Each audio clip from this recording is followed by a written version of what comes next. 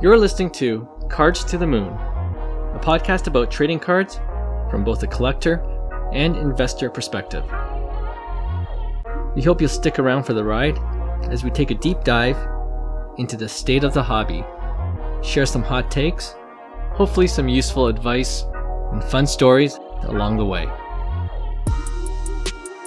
Hey guys, welcome back to Cards to the Moon. This is episode 128, and my name is Clark from 5 Card Guys on Instagram and 5cardguys.com. With me, co-hosting as usual, is Hyung of Integrity Sports Cards. John is off again today, but hopefully he'll be back next week. But today we actually have another special guest joining the pod for an interview, which we'll play just in a bit. You might have come across his Instagram reels as he's getting pretty active in producing funny, pretty hilarious hobby content. His name is Denny, and you can find him at Denny_cards at IG. You won't want to miss the interview we had with him, which is coming up shortly. But before we get into that, off the top, Hyung, just want to get your quick thoughts on the Panini Prizm Monopoly basketball card set that was released, I believe, in retail stores like Target in the US. Target, yeah. It's interesting, huh? Yeah, it's been getting a lot of buzz, right? For a number of reasons, including, a couple of reasons that stick to my mind right now. The Trae Young seemingly looking like he's playing against his own teammates. Oh, man. or like the Color Blast cards that have colorless backgrounds. Right. And they're going for fortune too.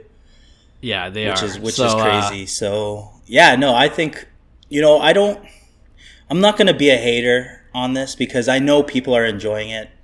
I'm personally not a Monopoly fan. Like, I don't have a deck of Monopoly deal either. Like, you're not going to find... Only cards I'm packing is like sports cards, not Monopoly deal. So there's people who love Monopoly and they love the collab. So I'm not gonna hate on it that it's bad. It's all bad. It's not for me personally, but I don't mind seeing people enjoy the product for what it is. A lot of people actually enjoy, the game aspect of it, right? I personally don't think from an investment standpoint, the individual cards may hold the value. I could see, maybe sealed wax down the road could, you could potentially do well with it. But overall, I'm not sold as a hobbyist. But that's just me.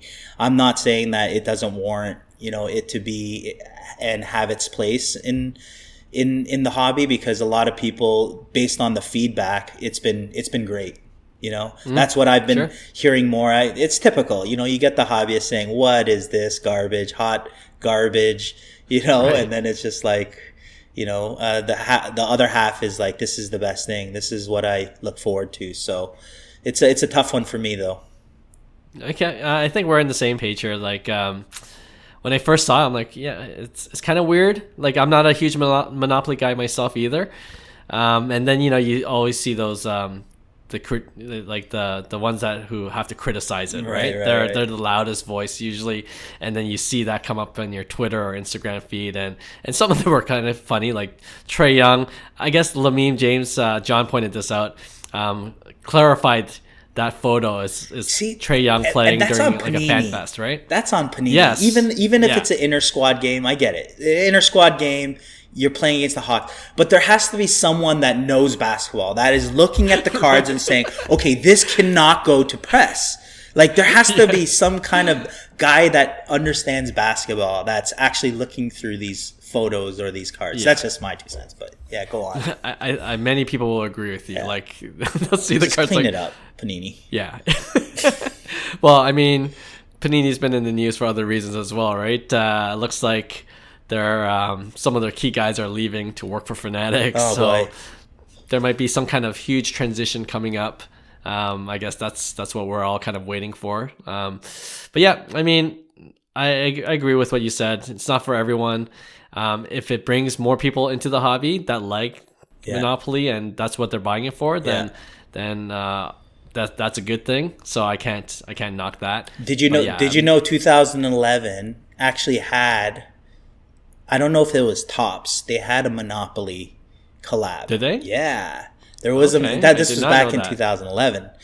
But yeah, even the McDonald's collabs I Right. enjoy here and there. But Sure, I don't know sure. if I could buy into this one. Yeah, and I mean, like for the prices that it's going for, it seems like it's an obvious short-term flip thing. Like For sure. I would tread very carefully if that's what you're getting into it for. Absolutely. Space Yeah, Jam, that reminds me of the Space Jam Space Jam, blaster good. boxes, Yeah, right? Yeah. very good comparison. So be careful if you're looking to make a quick flip because it's going to go in a moment. The next time we talk about this, those prices will have drastically come down in terms of what they're selling for. Okay, we'll see how they continue to do in about a week or two. All right, as we said off the top, let's play that interview we had with Denny _cards.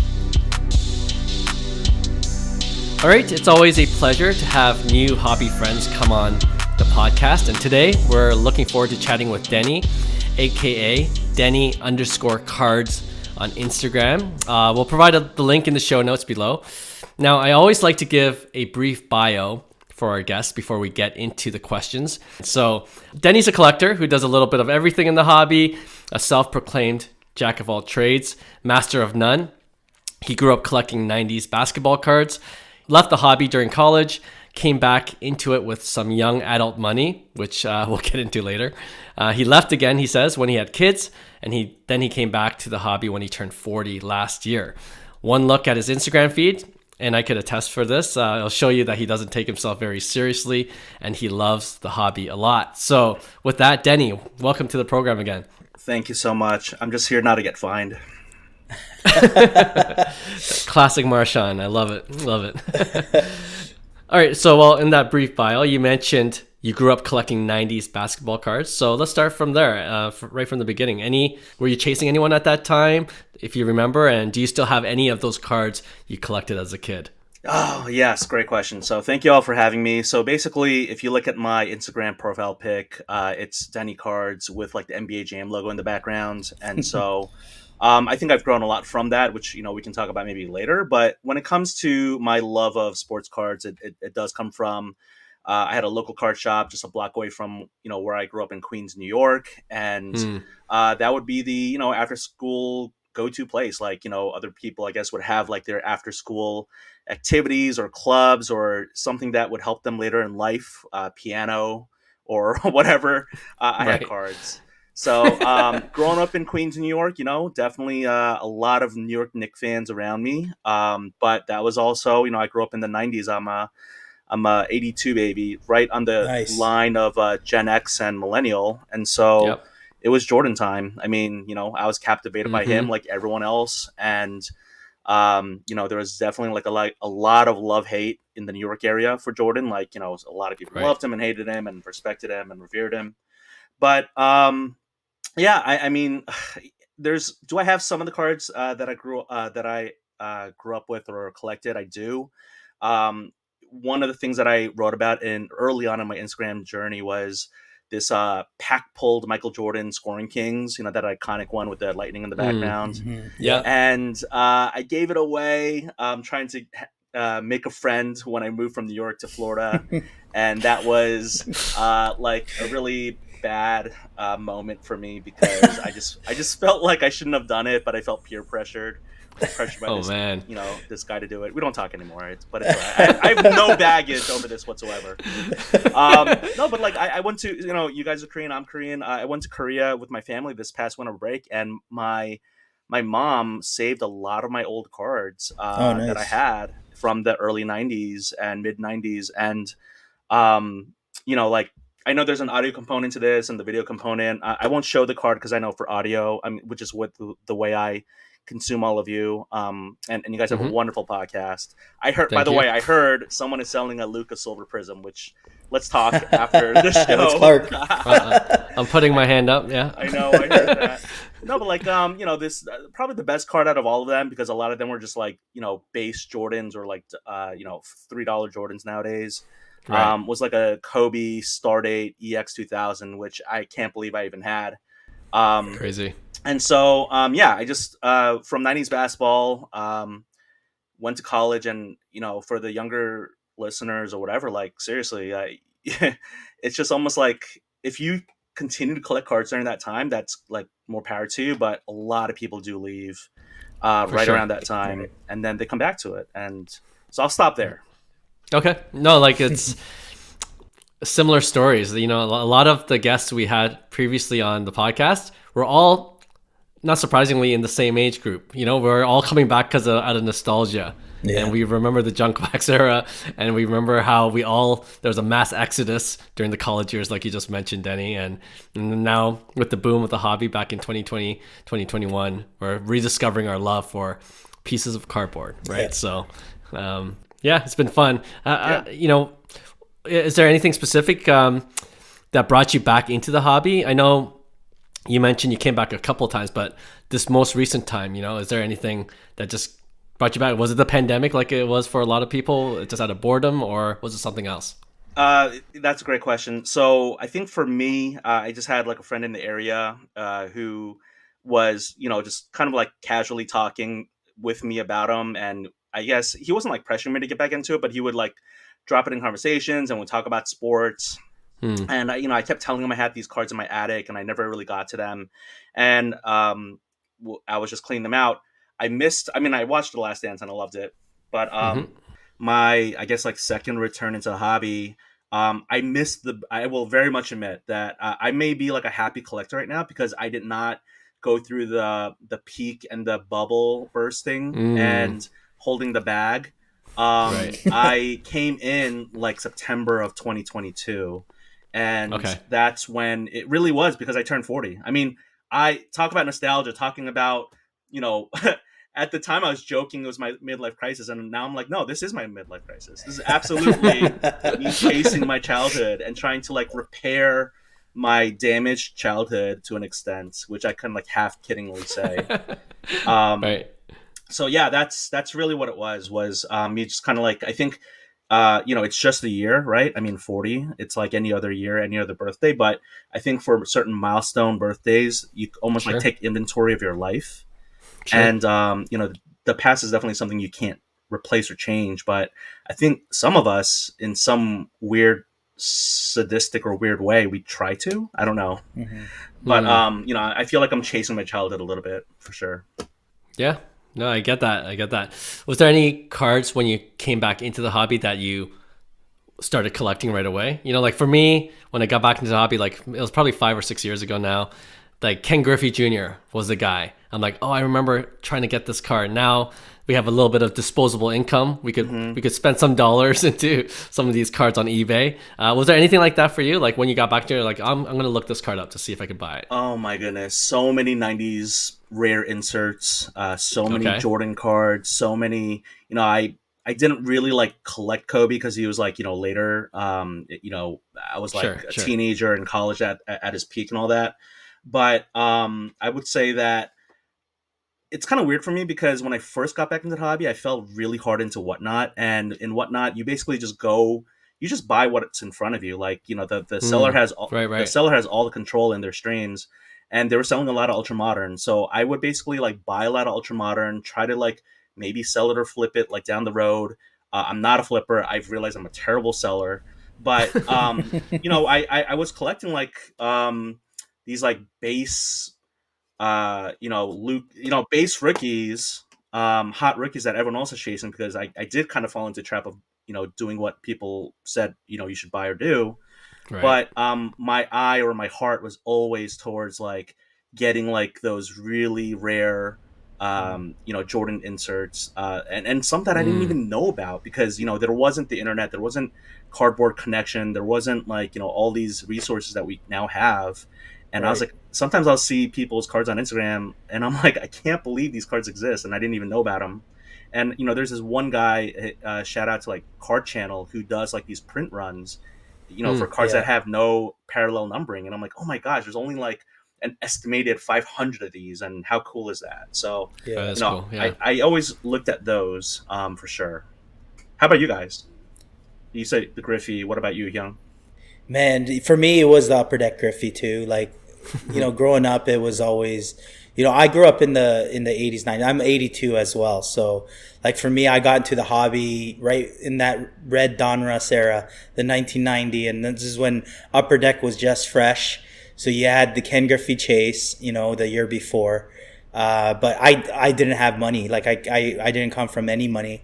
So it was like when we got to buy a pack of 1990 Donruss cards, it was like, whoa, man, this is a great day. Yeah. So yeah, but for me, same thing. I came back into the hobby, started chasing, kind of like, I wasn't a big, like, this is the funny part, is like just listening to everybody who comes back. 90s inserts were the thing. It's crazy how that was the chase, that was the coolest thing. And now, inserts kind of really don't get the love that they used to, right? But there's an art to insert collecting, especially in the 90s, so. For sure. That's really interesting to say that because, again, when I launched my podcast, anywhere between 2023 and 2026, a soft launch and then a hard launch. Speaking into existence. If you guys remember, like, straight up, like, I remember I had friends who had more money than my family, and they would go to games, right? They would go to see the Knicks or the Mets or whatever, and my family didn't have money. They didn't have the disposable income to take me to games. And so cards were actually the cheaper way the cheaper entry point into sports. Yeah. And now it's like, you got cards that are worth more than the seats themselves or like, season tickets. Yeah, right. So it's almost like an inverse that happens. But I remember collecting, and again, I kind of wrote about it a little bit, but like, I remember collecting like, at the time, collector's choice packs were like $1, right? And then like on special occasions, I would get like the Flair Showcase, right? Yeah, big like time. You could always remember, big time, big time pack. Nice. I love that, man. But that was like the cheap way to get into the sports world. For sure, and it's true. It's just now it's like, you got these kids with like Zion cases with cards that are worth more than my entire collection because I'm like a low end, Oh my gosh. Well, that kind of segues into the next question I had. Now that you're back in it, since September, you said this past September. Yeah. How would you describe the hobby now? Other than like a lot of investor types, right? I mean, even young kids are doing it. Yeah. So I again, very good question, very good interviewer. So for me, I would say that.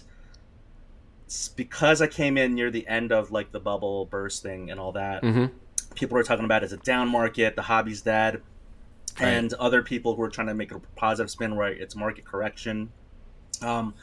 I personally feel really fortunate and lucky that I'm able to buy some of the cards that I want to get at affordable prices, because if I did come in during the peak, I may have chased like, some of the more rare 90s inserts at like 3, 4, 5x more than what they're going for now. Yeah, for sure. Just to talk about one more card, like the 2008, 2009 Topps Chrome, the iconic card of like LeBron guarding Kobe. For sure. I pack pulled that card as a refractor, and my friend who was getting me into the hobby was like, "Do you know that this at one point could buy a car?" And I'm like, "What are you talking about?" He's like, "If this is a PSA 10, that's true. Yeah, it was.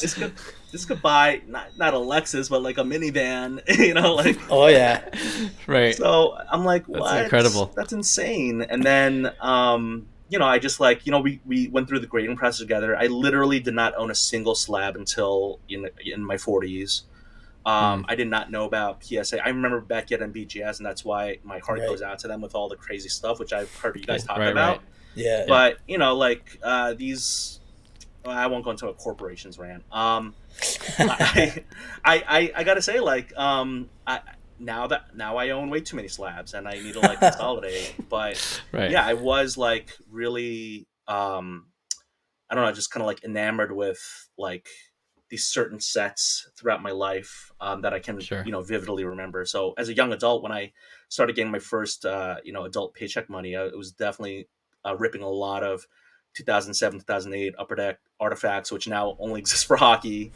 And 2008, 2009 Topps Chrome. I mean, those, I feel like I've been chasing those. If, in my Instagram feed, you can see some of those pictures where I'm just like, man, this orange refractor, and like, now I'm trying to go for some red refractors, which are really hard to find and really expensive. But it's like kind of chasing all of that. Just chasing that like hidden nostalgia. Yeah, for sure. I mean, when you came back have you had a chance to go check out like the local card shows? I don't know if they're frequent in your area or. Yeah. Man, I'm gonna keep saying it. Great question, Clark. Appreciate it. Thank you. Yeah. So it's like you were like a former journalist, maybe, or something. He is. He was. And I from my view, it's awesome because it's like I'm so engaged in this interview right now that I'm just watching you guys just go back and forth, and it's awesome. Oh, it's great. I love it. Oh my gosh, yeah. Just talking before the show, like through Instagram DMs, was just it was so great. I mean, at first I'm like, I had no clue you guys were Korean. I'm like, all right, definitely gotta do this podcast now. But that goes really well with the state of the hobby. Like for me, I have a good pulse of the current, but I wasn't collecting in 2020, 2021, early 2022. But I heard, that the hobby was booming and a lot of shows. There's almost like, this past year, like the Mint and Chantilly were the same weekend. Chantilly's only like 40 minutes from my house. Yeah. And I couldn't make it for some family reasons. But basically, I feel like there are a lot of good shows. And as a kid, I don't remember going to shows in like New York City, but I remember going to some as a young adult. And then this most recent time, I actually, not only have I gone to local shows, like hyper local, like smaller shows that I've like mini reel or vlogged about, just kind of like, putting some shine to my Northern Virginia, DC metro area local card shows. But I actually set up as one. I don't know what nice. I think. I love your guys' podcast, but one podcast that I'll shout out is Sports Card Therapist. He was talking about setting up at shows, and I feel like my growth in the hobby was accelerated by by binging his content. And I'm like, what? Like, what is stopping me from doing this? So after the first couple of times when I went to the show, I just spoke to the promoter, and he was like, well, maybe I can fit you in or put you on a wait list, and here's how much it costs. And he gave me a lot of good advice about, how to set up or how to price, and just getting that other perspective from the other side of the dealer table was like really cool. And then I probably by this point, I've done it 4 to 5 times on the dealer side, and I've only been back in the hobby for like 7 months, but it's so fun. Crazy. It's so much fun. I make no money. I end up buying. I buy people out with their collections, and again, you get that dealer, little premium, and Sure. But I just, my wife's like, "How did you do?" And I'm like, "Okay, before I answer, let me tell you that look at these cards and what they will soon be worth down the road. That said, I lost money today. Like, you were a dealer at a card show from 8:30 a.m. to 3:30 p.m. and you've lost money." And I'm like, I don't do it for the money. I do it for the, for the fun. Yeah. So for sure. That's a good way to look at it. Yeah, but I can't post up at Chantilly or any big shows because those table fees are like really high, and it's not. I feel like that might be too much for me. But the local shows, it's like anywhere from like $50 to $75 a table, and I'm just like, I think we're all like, I love who is it? Trade You at Recess. I think last episode he's like, we're all like kids at recess, and we're all like, almost like, hey, look at my cards, sure. It's almost like I don't even have to have people buy my cards. I just want people to go look at them and go, oh, that looks nice. I mean, of course, it'd be great for them to want to buy because that shows that they have a strong interest in it. Yeah. But it's almost like, for me, it's like, just please validate me and tell me you like you like my collection. But I will very much admit, I have not gotten to the point, because I'm still more of a collector than a seller or flipper or anything like that. I feel that the reason I am not a good seller is I really do not put my really good cards. I don't bring them to shows. I don't like show off my cards. I know some people do to bring table interest, but the cards that I want to keep that are my PC, I don't really like travel with them or bring them to shows. Maybe I should. It's something I can think about. But yeah, I almost set myself up for failure, which is fine. It's a fun time. Yeah, awesome. As long as you're having fun. But you might want to bring one or two of your PC that if someone's willing to pay a good price for it, and then you could always get a better card that you like a little better. If they would only give me the keys to their minivan and say, "This is yours." No, it's something definitely to consider. And that's the thing for me. It's I'm always learning. I'm always growing. I'm always trying to figure out what to do better.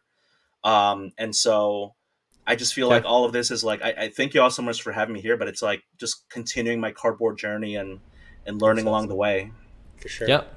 Yeah, I think we share those sentiments for sure. Just connecting with other hobbyists and other collectors has been probably the most fun part about us getting back into the hobby, in addition to collecting the cards we love, right? So, and I think like hearing from like collectors, you know, like we were hobbyists always, so it was, and then the whole, you know, boom happened. You had a lot of investors come into, like, so-called investors, we'll say, but flippers, right? So it's good seeing, you know, guys that are truly in the hobby because they enjoy collecting.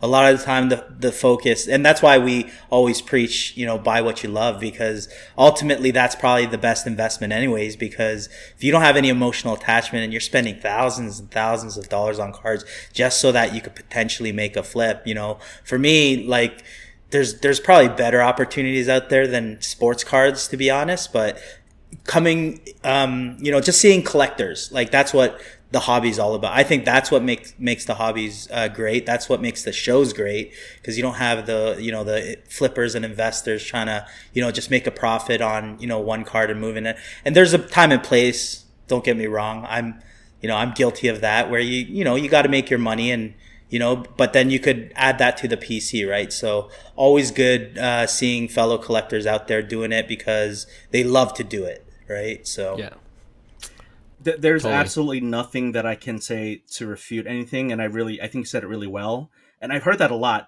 you know, buy what you collect, what you buy, and, you know, love what you collect, and all that stuff. But in a way, for me, I think that buying cards that I have I almost feel like I have too much emotional attachment to the cards that I have. 100%. And so I feel like I need to, and that's why I've gotten more into baseball and football, is so that I can, in a way, make not like 2x, you know, I'm not never, but ideally it would be great to try to 2-3 extra money, but, you know, we're not in that world anymore. And when you talk about cards as potential ways to, you know, people talk about investing and all that, like, you know, we all know that, like, the stock market is like, you know, on a lucky year, it's 10%. You know, it's like slow and steady growth is 6%, 7% a year.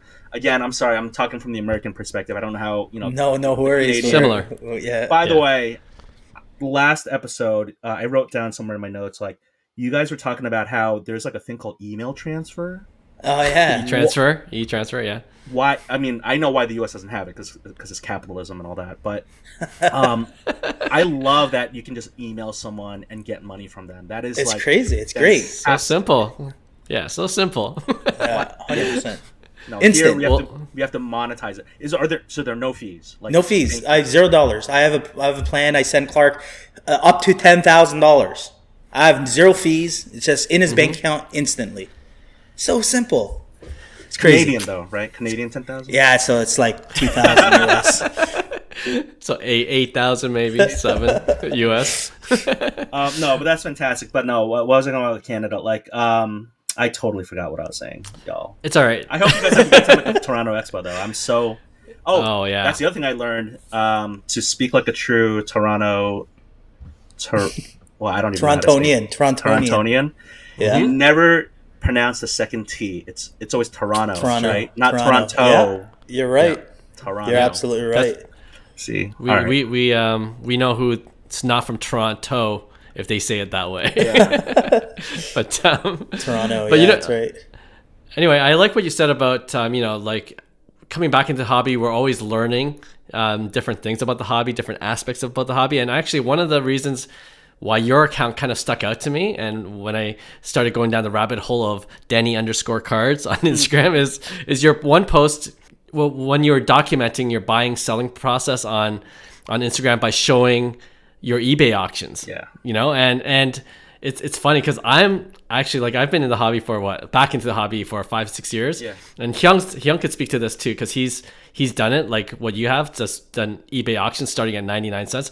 I'm still too scared to do that. So I'm like, good for you, Denny. Good for you to test the market that way. And then what's funny, some people you mentioned were getting upset that you sold for under comps or whatever that means to people, right? Because your accounts might be smaller and the eBay algorithm might not work in your favor when you're a smaller account. what, like, I just want to get your thought process of that whole ordeal. Like, what did you learn from that? And is there anything you did learn from that experience? So before I answer that question, for the video portion of this, I just want to say, like, I am, like, for the record, I've been nodding my head during that whole time. And for the video folks, I didn't mention this in the beginning, but I am wearing sunglasses. It is evening time, but I have allergies. My eyes are so bloodshot red, and I may have a stuffy nose right now and all that stuff. So pardon me, like, never trust anyone who wears sunglasses at night, by the way, right? So let's get that out of the way. We'll cut the disclaimer out. Yeah. If the eyes are the windows to the soul, right now I'm just like, do not look at my soul. So two things I got to say about that question, which, by the way, is a really good one.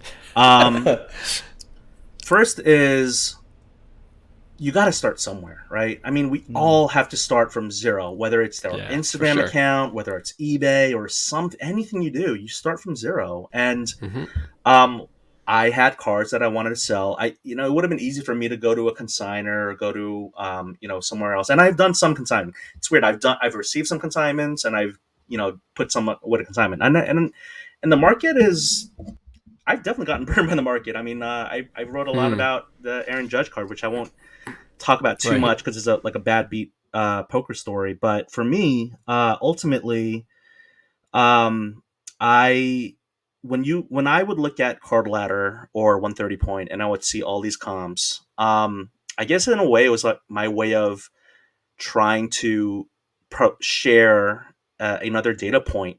And I wasn't going to be doing it with like $100 cards or even like $50 cards, but I was starting with small cards, and yeah, some of them went below comp, but I mean, it wasn't like 70% off comps or 50. I mean, we're talking like literal dollars, and people are just getting so upset.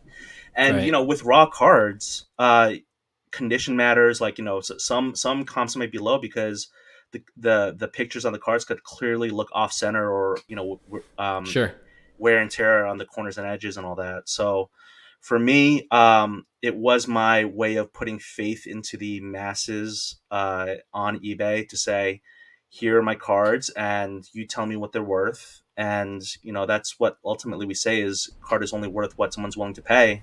Right. And, I promoted a couple of them, and I was just testing it out, 5-day auctions, 7-day auctions. Right. And then I think the big thing that happened for me was I had someone who wanted to consign with me, or a couple of people who were like, you know what? I just do not want to catalog, list, ship, and all that. You take a cut. I may get burned in the end, but I just want these cards out of my house. I want to get liquid, so I want them done real quick in 5-day auctions. I want the money as soon as you get the payout, send it to me and all that, and you do all the work. And I just want to be liquid. And so that individual who is a wonderful, woman friend, like, I don't like to use the word female, but like, a woman in the hobby, was very trusting of the market and said, okay, like, let's see what the market is willing to bear for these. And I was like, yeah, she's got more balls than a lot of people. she's going for it. She's like, yeah, I'm going to go and test the market out. And there's some cards that, she and I have been burned on, and some cards that do better than we expect. Right. But ultimately, if you want, I'm not going to become a big consignor any day soon, but you got to start somewhere. And so I started with zero, and it's the hourly wage part of it. It sucks. It's terrible. It's below minimum wage. You're losing money. But the thing that I say about it is, it's not work for me. I love spreadsheets. I love cataloging. It's like I'm like cutting my teeth, right? Like, I, as a newer entrant back into the hobby, it allows me to learn and when I'm cataloging, or I'm sleeving, or I'm packing, like, I'm just listening to podcasts like your guys's, and it's like my hobby time. Like, and the best thing about it is, straight up, and this is why I started selling on Whatnot a little bit too, a few months ago. You're not buying. It's like hobby time, where I'm not looking at auctions trying to win, and spend more money. It's like just grinding it out and cutting my teeth somewhere. And and it's almost like, again, chasing our childhoods. I mean, not that I was like a child laborer, but like as a teenager or like a young adult, right. it makes you appreciate having like the value of money again, right? It's almost like I feel like, oh my gosh, like I grinded out for like $50. Like it makes me not want to spend that willy-nilly like I would otherwise with like just money from outside the hobby, from my disposable income just coming in. It just makes me want to make more like better choices, I think. Yeah. No, that's good point. Good advice for sure. Hyung and I always joke that, when we have losses, which we do, because if you listen to our podcast way back, we run a segment called Dead Wrong, where we're accountable to one another and like in bad decisions and things we got burned on. And anytime that happens, we always say, it's going to be good content. It's going to be great content. Worst case scenario, it's great content. And we're talking only about cards, right? Not in life. Yeah. Okay. Both. Exclusively cards. Exclusively cards. By the way, your guys' segments, I love your intro music. I mean, again, I'm going to shout out another podcast that listen to Sports Card Nonsense. Like, they are like a ringer podcast. They have so much production value, so much money behind it. And, I really do like both hosts. Like, I know some people like Mike Gio gets on them and all that, but I really love all different types of podcasts. But and I love your guys' chemistry, and I love their chemistry. But the co-host like does these funny sounds with his mouth, like do do do do. Here's the next segment, boop, boop, boop, boop, boop. And I'm like, y'all have like $1 million studio. But, they definitely have a bigger budget than we do. Yeah. But you what do you come up with? I mean, we can talk offline about it, but I want to know how you do your segment, like, adjust segues. It's awesome. I'll give you all the tips and links that you need, so you're set. And then we'll even become guests on your podcast, if the invite's there. So 2025. Okay, well, I'll help you, so maybe you can be ready for 2024. So we'll try to get that hit that deadline. No, but appreciate your insight on the whole buying selling. And like, to your point, the alternative is if you don't do auctions or if you don't consign, you're like me, where you just set a buy it now and you're just waiting forever. And you can't be liquid at any point. Well, that's unless right. Right. Well, bin is a great option for a lot of folks who don't have to be so liquid, and they're like, right, if I'm willing to sit on this, and just it's okay for me. Like, and there's some people like, extracting the most value out of the money. Like, I've come around with that like mindset. I don't think one's better over the other. I think there's just different ways of doing it, and there's what I love about this hobby. There's so many different ways to do all of this. 100%. And eBay is just one of them. I'm not like, I feel like a guy with like the NASCAR with the hats, like all these different things that I'm saying, but all these places have had influences on me. But there's this new marketplace called My Card Post, where it's almost like Netflix subscription based model where you pay a monthly fee, and there are no eBay like listing fees or transaction fees involved. I mean, they don't do auction. It's like all buy it now basically, but you can like, buy, sell, and trade. And buyers, it's free to like register, but for sellers, you pay like whatever it is per month. And I love that idea because it's just another avenue or alternative to the marketplace. And I know your last episode, you talked about like market fragmentation and Josh Luber white paper. Right, I was going to mention that. Yeah. But straight up for me, I think we need more competition in all aspects of the industries. Like eBay is such a behemoth, and yes, we rely on eBay for comp so much. But for me, I actually like that there are different ways to buy, sell, and trade. And so, I'm not going to like, challenge Josh Luber to a dance off here, but I think he has some really good points. But I'm also just of a different mindset when it comes to that type of thing. So for sure, I feel like I should be wearing like a My Card Post like t-shirt. I'm curious now. I never heard of it before. You just mentioned it like 10 seconds ago. So My Card Post. Yeah, My Card Post. Got it. They again, I don't want to equate like Canada must be hockey and hockey must be Canada, but a lot of their subscriber base is hockey cards or hockey collectors. And interesting. I think it's because the creator of it is, a huge hockey collector himself. But I think it's just like a really cool, different way to do things because, again, this hobby is so big. It is so big. There's so much to consume and enjoy and do. All right. Absolutely. That's why John's not here, but the three of us are super bullish on the hobby and look forward to seeing what else evolves from, this space, right? But can I ask you guys a question? What do you guys think about the whole like Michael Rubin 10x the hobby type of thing? Love it.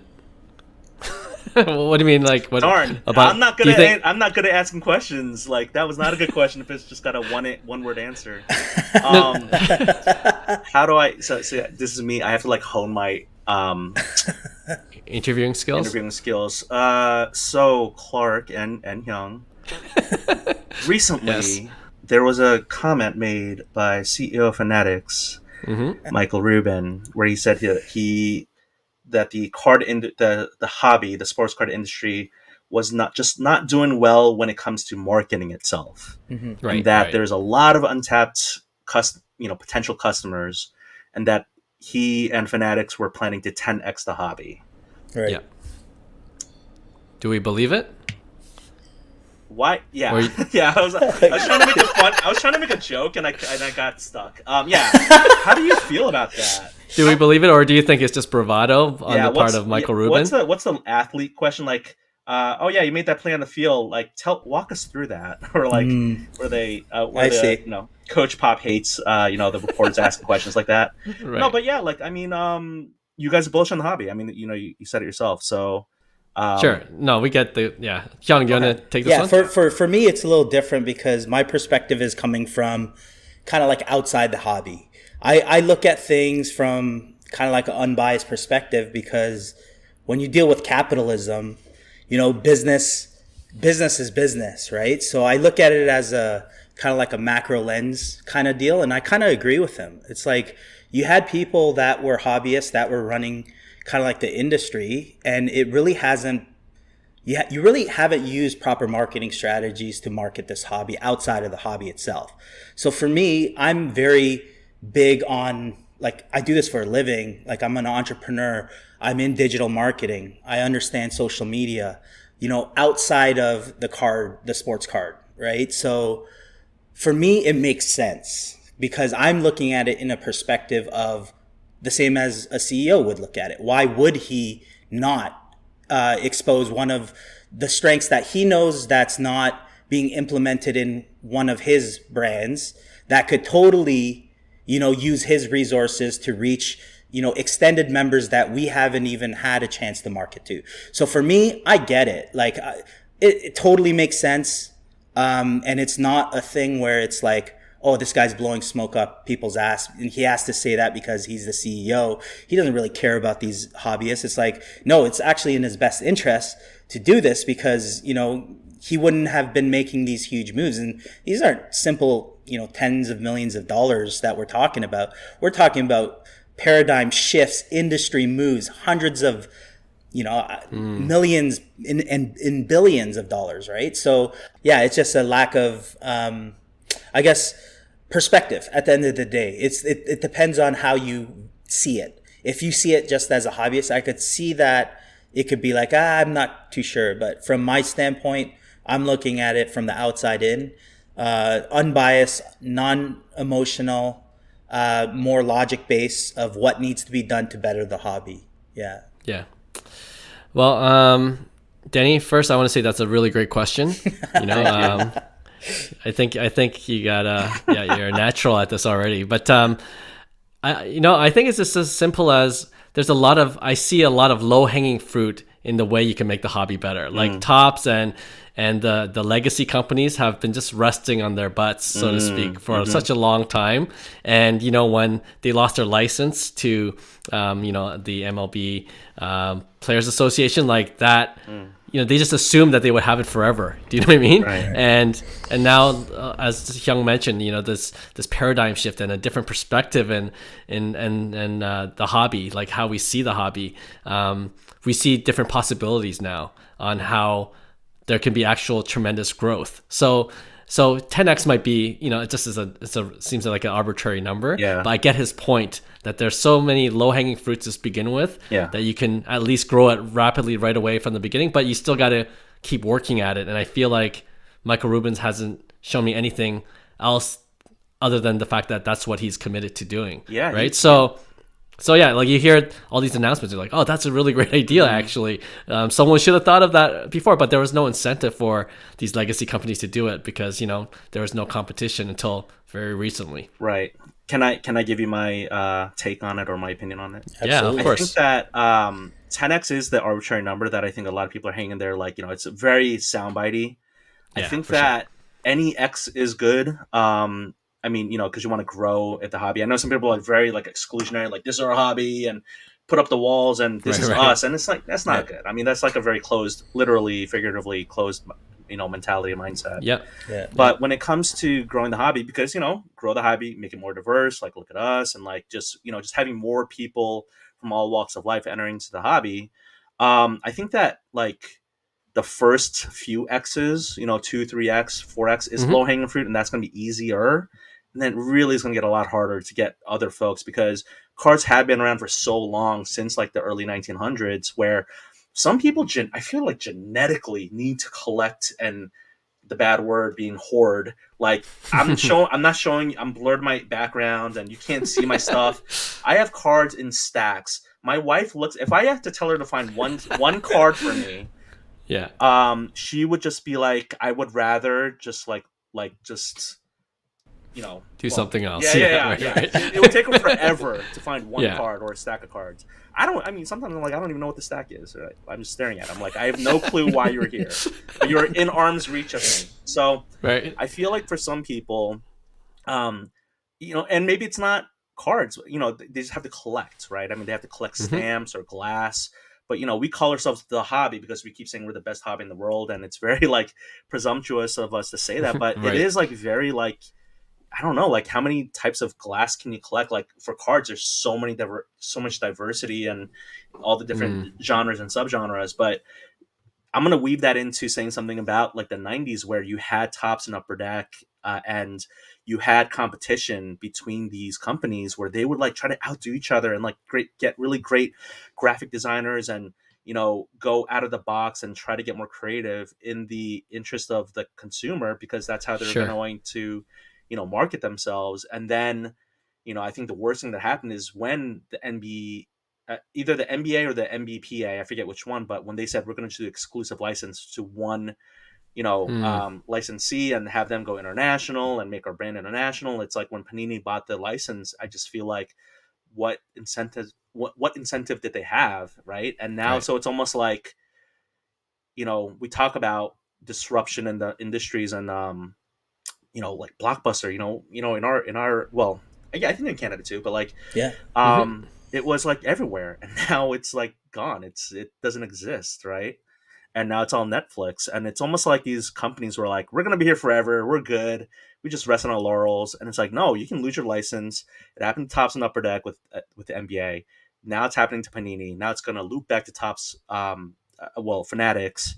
And, with Upper Decks, sitting in the background. But for me, it's yes, let's get more people. I hope Fanatics, with their monopoly of all their licenses for the NBA and NFL and all that, that they don't just go, oh, we can just do whatever we want. I really hope that. I think we are the last hope that the hobby has is us ourselves, the consumers, being that's not good enough, or I'm not going to hate on him from doing this, but I remember that Fanatics was and again, I'm only slowly getting into baseball, but they were by the end of March or beginning April, we're going to have a industry changing revolutionary announcement. And then it's these little patches on the uniforms. And it's what? That caters to the 0.001% of collectors. I love it. The only people who are gonna collect those patches are the the mega rich who can afford that super exclusive one of one, right? I mean, that's not attainable for us. Yeah. No, I get that, but I feel it was the principle almost. If you could, because the main complaint about relic patches generally speaking, is that you don't know where it's from, but now this is very specific, and it's a cool concept, which I think can be extrapolated to other products. So I hope that's the intent, but all your other points are legit. Those are the primary concerns for sure, right? When you have someone like Fanatics taking over pretty much everything, is history going to repeat itself? Is a big question, right? And I think Fanatics has to understand that. They have to realize they are the industry leaders, and they have to be the innovative ones that, take calculated risks. But I think for me, there's a lot of opportunity on the user experience at the end of the day, right? Because that's what keeps people in the hobby. And also from, a manufacturer standpoint, if you're Topps, Panini, and Fanatics, now at this point, it's like you want people to rip.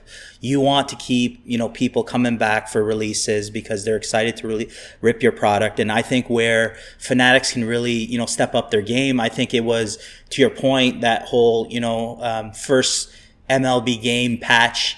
I think the concept of it was the right idea, where look at the potential that Fanatics can actually create a rare, memorabilia piece that never existed in kind of like our hobby before, where you're getting not even game worn patches. They're manufactured patches that if you get a relic, you're like, God dang it, I got a relic. Like, that shouldn't happen. It's a hit. It's like, yes, I got a relic. That's the way it should be. And that's where I think, Fanatics will step up their game because of, their parallel side businesses of, being in the collectibles already and being able to be innovative where, these other brands like Topps and Panini never really had a chance to. So I'm really looking forward and optimistic on the user experience side of things, because I feel like, as a ripper, everybody knows your odds aren't for you. You know what I mean? And more people realize that with hundreds of parallels, it's like, man, you're chasing a needle in a haystack pretty much. So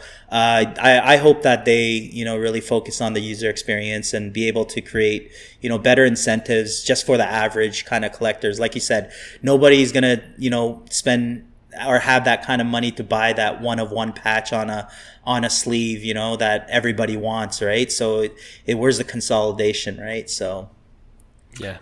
So, no, that really good points, Hyung. And can I just say that, again, I don't know how much time we have left.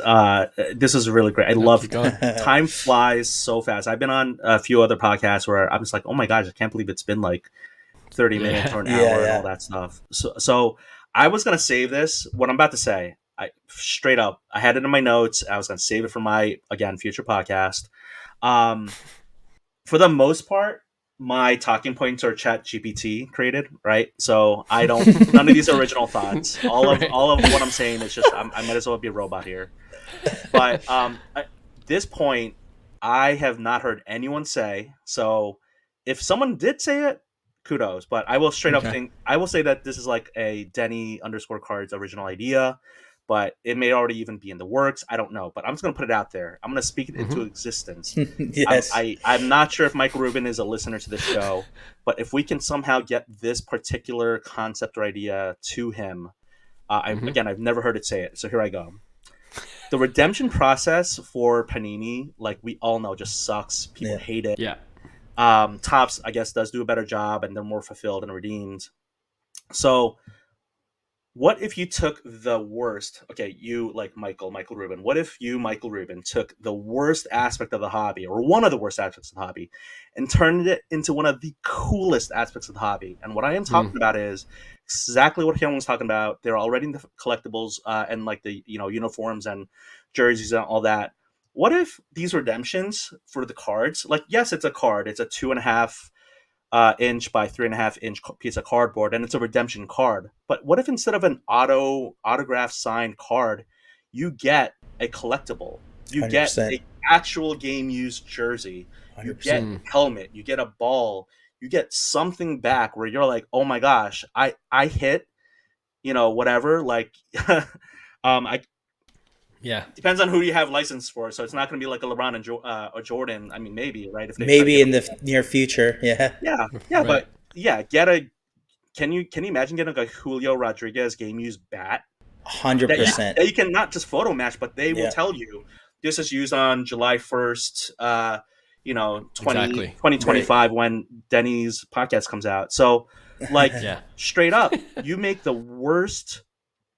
one of the worst aspects of the card collecting industry into one of the most best and awesome ideas. Like just speaking that out to love it. I love it. Yeah, I 100% agree with you, and that's what we're hoping. If they do that, they have access to that, right? And I agree. That's probably one of the worst things in the hobby right now. So it's like fixing that and coming up with a good solution that will make the hobby better. Those are the things I'm bullish on. Yeah, for sure. Yeah, that's cool. Mr. Michael Rubin, if you're listening to this podcast, just write that idea down from Denny _cards. And we're going to have Michael Rubin on Denny _cards Instagram as a special guest. Well, he doesn't know it yet, but we'll get him there. I thought he was your guest next week. I thought I was. We'll let him know. No? We're still working on it. But... What chances do you put him coming to the Toronto Expo? Maybe I don't know. He's been making his rounds, especially in the States, right? Obviously probably not this weekend. We have our April show. We have April and November. Those are the two biggest shows. Yeah. So it probably won't be. If you want to 10x the hobby, you got to go international. And I mean, come on, Michael. Yeah, let's do it. Yeah, let's go. Press. I was gonna say shake the hands, kiss the babies, or whatever it is. Yeah. I mean, you got Jeff, the sports card investor, already in the Toronto show. He came up a couple of years ago, right? So yeah, that's right. He's doing his thing. He's got to sell that Disney somewhere. So that's a whole new episode. Yeah.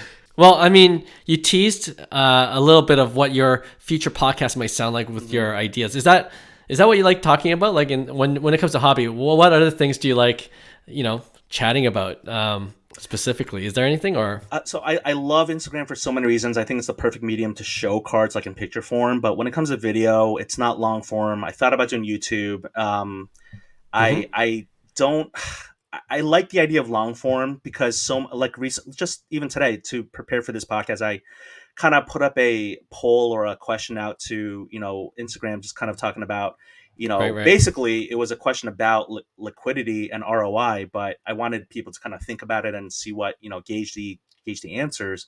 But what I realized with some of the responses was there's so much nuance and so much gray area to something you can't just, Twitter it has 140 characters, but like you just can't put it out in like a really simple yes or no question. And we all know that life isn't about black and white and yes or no. There's a lot of gray. And so when I have these conversations with folks, like in my DMs with Instagram, or even in the comment section of some of my posts, like I don't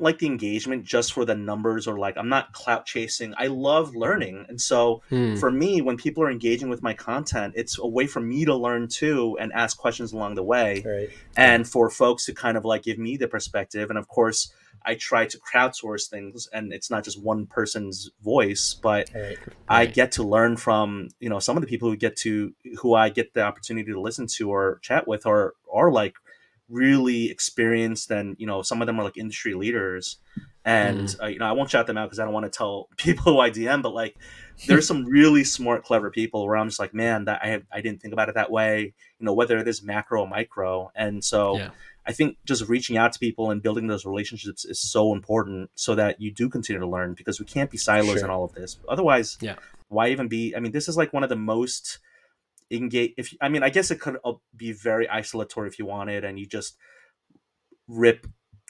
Percy's by yourself, and no one can see whatever. like, Can I just say, I feel like that Luca 1 of 1 Black Prizm rookie is like out there. Someone has it, and like you just don't know. Yeah.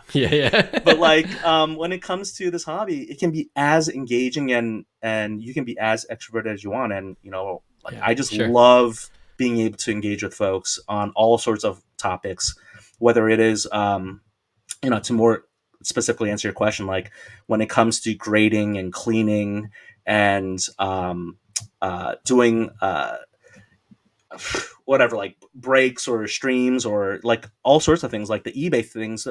So many people were giving me good advice about how to ship cards better or to, make more efficiencies. And in turn, I was like, hey, if you guys want to make a Excel spreadsheet, which is very basic and simple, just, columns, adding and subtracting fees, like, just let me know and I'll send it to you. And I've sent it to like, a dozen people, and it's really awesome. fun to just learn Very and cool. help. And, sure. It's just a cycle because we all have to help each other out. Yeah. Love it, man. Hobby needs your podcast, so we'll get started on that right away. We can't wait till 2025. Yeah, you got to get that going, man. You're a natural, 100%. Yeah, let's do it. I'll Thanks, help man. you out. Oh my gosh. Yeah, speaking of helping each other out, I'm there for you. So yeah, thank you. You know what? Like you said, when we're having fun and chatting about sports, we feel this way. We don't just say it, but we have our weekly podcast every Tuesday, every other Friday, and I feel like Hyung, it feels like it goes by quickly. Flies right? by every single. Trust me, we couldn't be doing this. This is episode 128. 128 episodes. That's 2 years, almost a year and a half. 2 years, yeah. So that's almost every week. Now. We really haven't missed a week, and it's always. And I'm busy. I'm so busy right now, but I always, or at least not always. I majority of the time try to find the time, and this hour usually just absolutely flies by, just because you're just talking cards. You're just a little kid again and just excited, right? So yeah, that's awesome. Yeah. So I mean, thanks for joining once again, and we usually end off with like 4 or 5 rapid fire questions. They're not really rapid fire because people can answer as long as they want, but it's very simple questions. Yeah, that's a problem with me, as you can tell, because I'll cut you off if we need to, but if you don't mind, you ready for the rapid fire? Let's do it. Right. I don't know. I've not seen these questions ahead at all. You have not. Yeah, no worries. That's guaranteed. It makes it more fun. Yeah. Go ahead. Well, we always usually do similar questions, but the first one: favorite card you currently own, and why? I have listened to your episodes, but well, maybe it wasn't the interview ones. Maybe it's the one where you guys all talk. My favorite card that I own, I mean, I'll just go back to that Scoring King. I have it now. I don't have the actual copy that the kid manipulated and stole from me in a way, but I have a PSA 7 copy of it, and that's my favorite card because it brings back the most nostalgia. Yeah. Awesome. To Jordan, right? Yeah. Jordan Scoring nice. King. All right, 2. What's your Grail card? Like that I want to chase, that I eventually want to get to. Yeah. Guys, I don't want to be so cliche. I mean, but sometimes like the heart wants what it wants. I mean, I've thought a lot about the 86 Fleer Jordan rookie card. Yeah, for sure. Absolutely. That's a Grail card. I hate it's the first. I don't want to get too clever, smart, beyond myself and say something really off the wall. It's the 86 Fleer, but like not in a PSA. Understood. Like it can be a PSA 2 or 3. Just eye appeal, so long as it looks nice. I mean, it can be whatever.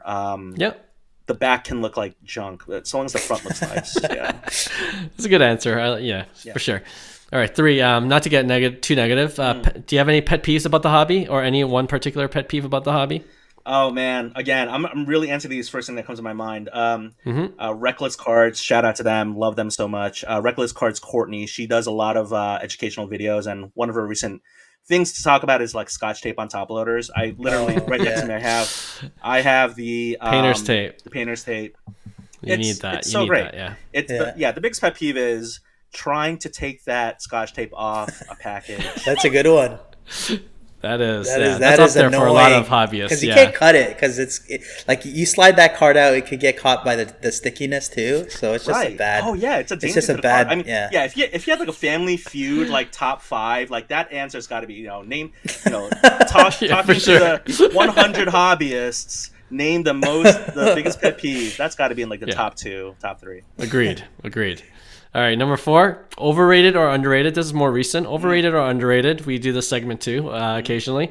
The Monopoly Prizm basketball cards. Oh man, I'm guessing you asked that because did you see my feed where I superimposed the Draymond Green stepping over DeMontis Sabonis? Yeah. I did see that. Yeah, I made that into a Prizm card. That's amazing. I mean, look, again, first answer that comes to my mind is that it's overrated. But maybe it's properly rated because it's also getting a lot of hate. I mean, a lot of people are like railing against the numerous parallel Prizm, all that, and just too much. It's oversaturation, and it's Panini bleeding its printing presses dry until it's like ground to dust. But Right. I mean, generally I want to say overrated, but I mean I feel like it's so fun to hate on it that it's almost maybe this properly rated. Yeah, I get that, but the correct answer is it is overrated. Yeah, correct answer. Well, just look at some of the prices these rare parallels are going for. It's kind of insane. All right, last question, and this is a common theme of our rapid fire questions. Everyone knows, or not everyone, but a lot of people are growing to know that Cards to the Moon, we are a Canadian production. Yeah. We are from Toronto. Silent T, silent second T.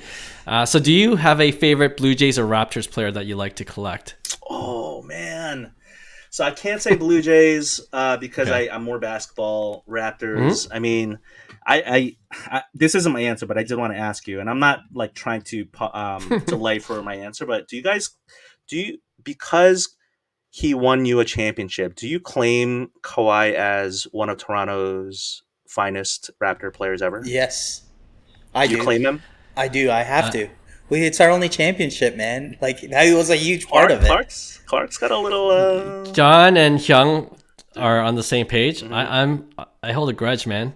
I am like just it's still a bitter taste in my mouth, and it's all about Kyle Lowry that year. Okay. Kyle Lowry, yeah, he's the one who won it. Him and like what was it, Jose Calderon and like like the coach, his system. No, Kawhi, he was almost like a mercenary. Kawhi Nick Nurse. Yeah. It's almost like a. We couldn't have one without Kawhi. That's 100%. That's impossible. That shot against the Sixers was crazy. Oh, iconic already. Okay, so I promise you I wasn't delaying, because the simple answer for me, because of the 90s and all that, it really is Vince Carter in that original Raptors uniform. Yeah. Like, I posted about this a long time ago on my feed, but I had also like a Vancouver Grizzlies baseball cap. Not that's baseball cap, but like basketball. Cool. Like Mitchell and Ness hat. I can't find it. I couldn't find it. But I love that original logo of the Grizzlies. I love the original logo of the Raptors. I mean, I know the slash in the basketball looks cool, but when I think about like that, how that old dinosaur looks like, and with Vince in it and just yamming on people left and right, like I just love that. I don't have a big Vince Carter collection. I would say that when it comes to PC, like I don't really have a strong it might I was gonna say like I almost like would want to say I really love and respect, now that I'm older, like Steve Nash, and I know he's not a Raptor, but he's like a Canadian player. He's right? Canadian, sure. Like, man, one like of the greatest Canadians. No, he just flat out, like I feel like I have, well, I don't want to jinx it, but like through eBay I have a orange refractor 2008-2009 nice. Topps Chrome, so it's almost like a color match, right, with like orange and him in the Suns uniform. So but now I want to like go buy after we're done recording this podcast. I want to go buy on eBay. That's usually the symptoms after Cards to the Moon podcast. You go on eBay and you start sniping. That's our routine. That is our routine. Yeah, good answer. Answers. Thank you guys. I love it. Good answer. We always joke the way our guests answer the last question is helps us to determine if you're going to get called back on the podcast. Great answer. Well, I kind of feel bad because it's such a easy, low-hanging answer that I gave. Like Vince Carter, I should have said like Andrea Bargnani or that would have been impressed. Yeah, that would have been impressive. Yeah, like Popeye Jones or something. Oh my gosh, have you seen his old, like before he was a Raptor, he was on the Dallas Mavericks? Yeah. The ears popping out. Oh my gosh, his cards. I remember that. Wow. Yeah, that dude. Nice. Oh, what a way to memory lane. Totally. Well, Denny, again, thanks for joining us, and we really appreciate you. We're looking forward to seeing more of your content. Denny_cards on Instagram. I'm sure you guys will see him in your feeds if you haven't already. But yeah, we'd love to have you back on, anytime. And good luck to you in your hobby journey. Yeah, thanks for coming on, man. Like, I'm seriously looking forward to your podcast. So you're gonna have to, keep your word with that. Oh my gosh, thank you guys so much. This was such a blast. You guys are awesome, and I'm gonna continue to just listen to and just follow you guys with all the awesome things you guys are doing. And final thing I'll say is tell Michael Rubin I said hello. Awesome. We'll do that. We'll do that for sure. All right. Yeah, that was a great interview with Denny. I never know how long these interviews will go for, but it's always great when we have a guest out where we, next thing you know, it's an hour. And that's when you kind of know that we had a lot of fun just talking about cards, right? Absolutely. And like I said, he's born for the podcast. He needs to start his own. He has the personality for it, so he could have. Absolutely. Yeah, we could have had a 24-hour marathon. I promise. Yeah, no, it's awesome to see the passion for sure, and I'm looking forward to getting him on the show with Will. I think that would be a good little mic up session. We need to make that happen. All right, let's end off this show with our regular weekly segment we call Pick One. And this is when both of us, we will put up a couple of cards and then we just debate which one we would rather invest in. All right, so Hyung, do you want to go first? I know we screwed up the order last time and it just didn't work out so well for me. So why don't you start and then let's go from there. All right, and I'm going back to my old, my pre-COVID Chase. This was my guy, and he's on fire. And we talked about him last year. The knee obviously concerned me. It's Ronald Acuna Jr., but he's come out the gate swinging, stealing bags. Atlanta's winning as usual. So you got a lot of excitement kind of, and I feel like 2018 with the Luka hype, as well as Ohtani, you had Gleyber Torres, you had Acuna, you had Juan Soto. Right. It was such a great year. So for me, 2018 was kind of like the memory of when I came back into the hobby. So Acuna chases has always been one of my favorite kind of like hobby things coming into it. I'm going to pair two Acuna cards, because I think probably on episode 3 of Cards to the Moon, I probably I did this one, but I'm gonna do it again because I know my answer is gonna change. But I'm gonna pair up his 2018 Topps Chrome Sapphire PSA 10. So there's a pop of 108. The last sold for 3,300. Okay. Yeah. I'm gonna pair that up with my second, or my other favorite card. I shouldn't say second, because I think this might be taking first now, is the SSP white jersey vertical of the Topps update. So that's the US 250, the white jersey SSP vertical, where he's batting. It's a pop 59 in a PSA 10, and the last sold for 4,200. So it's a little bit more, and I personally think Acuna is still overpriced. So I'll put that up there. So, I was fortunate enough to sell kind of at the peak. I think there was a lot of hype with Acuna coming in. So I think that the hype really settled and, a lot of prices corrected. But these two, you ask any Acuna collector, these two cards are probably going to be at the top of any kind of Acuna fans list. The white jersey obviously has a lower pop count, but it is paper. And the Chrome Sapphire is super limited, and it's just a beautiful card with huge eye appeal. Which one are you going to go for? Yeah, I remember you asking this one. This might be the third time we're kind of revisiting it, and it's always interesting to see if we choose the same answer. Man, it's always going back and forth. It's going back and forth, but I believe the last time we did this, I chose the white jersey. And I think the reason for it was like it's just such an iconic photo now, right? And the eye appeal. Speaking of eye appeal, the Sapphire is beautiful, of course, but this one, just the composition of the photo, the batting stance and everything, like I think it's becoming more iconic as time passes, and especially for Acuna collectors and even baseball card collectors in general. So I'm not changing my mind this time. I'm going with the white jersey. And I think more so now that we've kind of gone past the 2021 bubble or the hype period, I just value rare cards that much more. Right. So pop count, for instance, is a bigger factor for me in terms of collecting, cards, especially when we're talking about thousands of dollars. Right. Because when we're in the height of the like the boom, it was the opposite for us, where we're focusing on liquidity because you want to exit, right? Yeah. So that's 100%. Yeah. So that's exactly why I'm sticking with the Acuna. It's just the white jersey, just because where we are in the market right now, and more for as a collector, to be frank, the rarity, I love it. Right. So you're basically saying you'd pay a little bit more for the lower pop count as an investment long term. That would be kind of like the safe play, right? Yep. Interesting. No, nice. I think I've been going back and forth with this, for the last 2 years, and I'm still making that decision. And yeah, it's crazy that I'm gonna pick this, but I think for the price point where the Sapphire is, I've been an owner of both cards. I've actually had two PSA 10s of each at one point.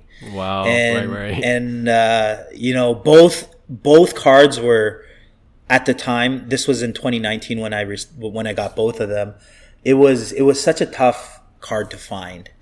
The pop count wasn't as high on the Sapphire, but I feel like it's going up, and maybe people are crossing more over. And I think majority of people usually run into chrome versus paper. And this is why I kind of go back and forth. The white jersey is paper, and a lot more people like the chrome, and the bat down is such an iconic image.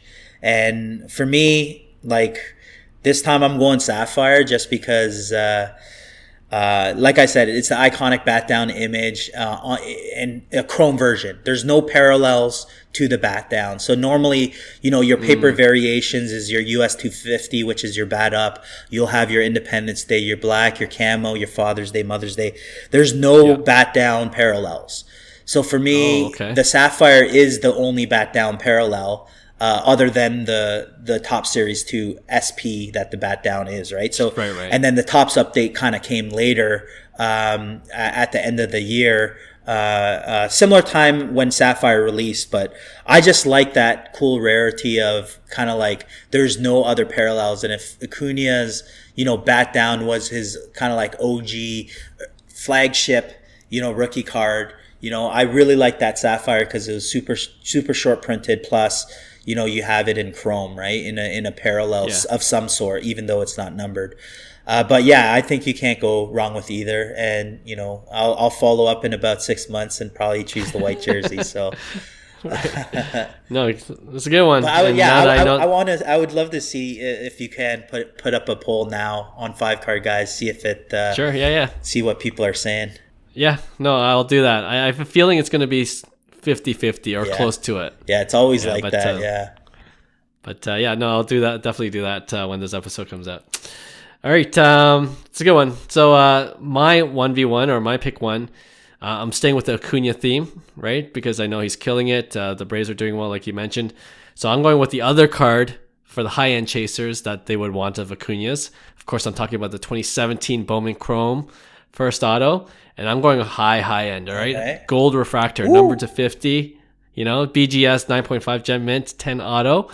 It last sold for $15,600. So let's say $16K. Okay. $16K. Okay. I'm going to put that up with the other guy we're high on, but a little bit more risk, and you'll know why. Fernando Tatis, his 2016 Bowman Chrome first auto, Gold Refractor. So gold for gold, both number to 50, of course. And the last one sold for $16,500. So let's say we're talking about $16K for both. Pop count for the Fernando Tatis Gold at the BGS 9.5 grade, I guess, is 33. I don't know if this is a bigger issue with such a low pop count. And the other pop count for Acuna is 36. So we're looking pretty even. Pretty on both. Even, yeah. I guess because back in 2016, no one submitted to PSA. Like, very rarely you would submit a first Chrome to PSA. It was 95% BGS, so it kind of makes sense given the high pop count with the number to 50. But this is a crazy one. You're just basically asking me who am I bullish on, Acuna or Tatis. It's like, man, these are my two guys. And the crazy thing is, pre-COVID or during the spike, I was all in on Acuna. I mean, I was all in on Tatis too, but things shifted for me. after last year. That really scared me because I personally have, an experience blowing out a knee. I've had multiple surgeries on my knee, and I've never recovered the same way. Every time I had surgery, it was like you can only be a max percentage of your previous, and it goes down and down and down. And that's what kind of worries me about Acuna's game, because he's so high impact. He's so passionate. He's so fast. Dynamic, for sure. Yeah, it's kind of like the Brett Laurie. Remember Brett Laurie? It's just like he was always 120%. And not saying Acuna is 120% because he sometimes lollygags the crap out of it, which annoys me. But like to me, and then you have Tatis on the other side, who everybody hates on. Like, it's incredible. Like, I just read the comments and I'm just like, okay, don't get upset. This is other people's opinions, but like people just absolutely crap on that guy. It's just mind blowing. It's just he's 22 years old. He's a freaking superstar. But yeah, like in terms of the cards, okay, I'm speaking too much. In terms of the cards, like what card I like better is definitely the Acuna Gold. To me, the Acuna with Acuna's autograph that year, he took 10 minutes on each card, signing, right? And his auto is never looks like that. So I do like the Acuna card more. My collection currently sides with Tatis. Okay. So I'm in a pickle. So what are you going to choose? Man, I think I'm going to go Acuna Gold on this one. Just because I have 3 independent Dave Tatis PSA 10s. I have a Bowman Sterling Red out of 5, BGS 10. Like, I have all these Tatis. I have no Acuna. So it's like, if I'm going to go Acuna, I'm going to go, or if I'm going to go like a gold refractor, I'm going to go Acuna.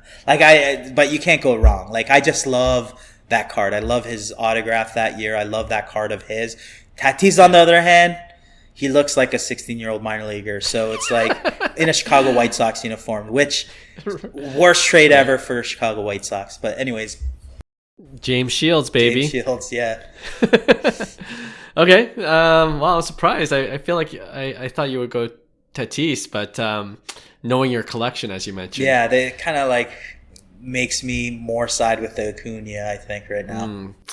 You know what? It's funny because I think I'm kind of in the same boat with you on this one as well. Like, I have a Topps Chrome auto, and I have the Bowman Chrome auto, the base, but in True Gem grading, and we're seeing how he's mashing in the minors. That's kind of getting me crazy. Excited. He's played his first game. Then again. Yeah, but then again, like Acuna is killing it. Like, just looking at his stats, he's like 3 homers and 8 stolen bases, batting, just a mere 367 right now. So doing really well with the 1.1 WAR to begin the season. But it's a question of what makes me more nervous. Like Tatis coming back with everything he's been going through. And will he adjust quickly to Major League Baseball at the top level? And also like the Padres. I feel like there's something off with the Padres this year. Maybe he's the glue. Or maybe it's just a ship that's on fire and it's just going to go down. and Don't say that to my Padres. It's way too early. It is way too early. But, we were all expecting them to like just out of the gates. Yeah, slow start. Anyway. And then, you have the Braves. Like, the Braves are doing what I expected the Padres to do, just out of the gates. Yeah. Just number one team, and Acuna's doing well. So, that being said, I'm less nervous about Acuna. Yeah, like, with his knee, every time you talk about his knee, I get nervous. Sorry, man. Like, you really go into it. I'm like, oh, shoot, I don't know. But he played a bit last season, seemed to be all right. Still running the bases, and to your point, maybe a little nervous, but with the bigger bases, I'm hoping it'll be less stressful on his knees, a little less distance to run. I don't know if that's going to help any, but he might steal 60 bags though this year. That's a crazy thing. There you go, right? Yeah. So even if it's a short-term flip, if he does that, hits 20, 25 homers, that should increase in value, I would think. Sure. So I'm going to go with Acuna as well. All right. That was a long show. Of course, we appreciate all our listeners. Thanks again to Denny, who joined us on the pod earlier for this episode. And can't wait to have the regular gang back together for our new episode next week. We'll talk to you then. Bye. Hey, thanks for listening to Cards to the Moon. We'd really appreciate you subscribing to our podcast wherever you listen to your podcasts. And you can also connect with each of us on Instagram at 5cardguys, or you can follow Hyung at Integrity Sports Cards, or John at TradeU at Recess. You can also check us out at 5cardguys.com. Thanks again, and hope to connect soon.